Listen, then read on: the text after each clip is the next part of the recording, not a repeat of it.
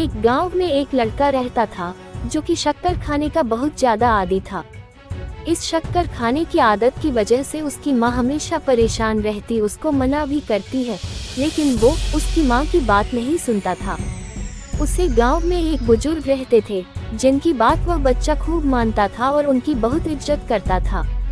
एक दिन उसे बच्चों की माँ ने उसे बच्चों को अपने साथ लेकर उस बुजुर्ग के पास गई।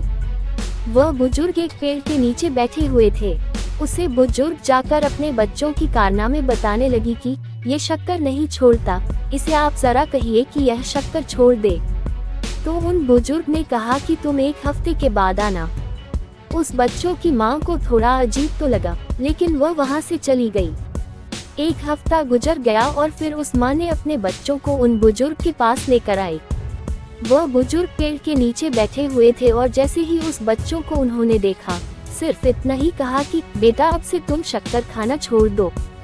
वो बच्चा उनकी बात को मान लेता है, लेकिन उसकी माँ हैरान थी कि यह बात तो बुजुर्ग उस दिन भी तो कह सकते थे, मैं एक हफ्ते पहले जब मैं आई थी। उस बच्चों की माँ ने बुजुर्ग से पूछ लिया कि आप तो उस दिन भी कह सकते थे, ये बात आज ही क्यों कहा और इतना लंबा समय क्यों लिया? वो बुजुर्ग क्या कहते हैं, जरा ध्यान से पढ़िएगा। तो उन बुजुर्ग ने कहा कि बेटी, मैं उस दिन खुद शक्कर खाता था, इसलिए मैंने उसको कुछ भी नहीं कहा।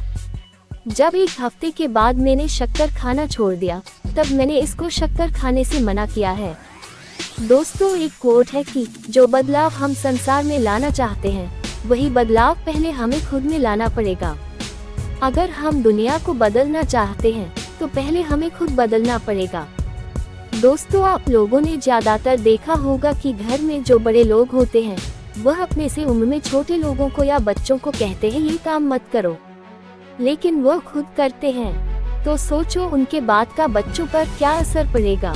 आप जो बड़े बड़े मोटिवेशनल स्पीकर देखते हैं, यह क्या ऐसे ही बन जाते हैं? नहीं, ये पहले अपने आप को बदलते हैं, तभी लोग इनकी बातों को मानते हैं और उनकी बातों पर अमल करते हैं। याद रखें, सबसे पहले अपने आप को बदलिए, दुनिया खुद ब खुद बदल जाएगी।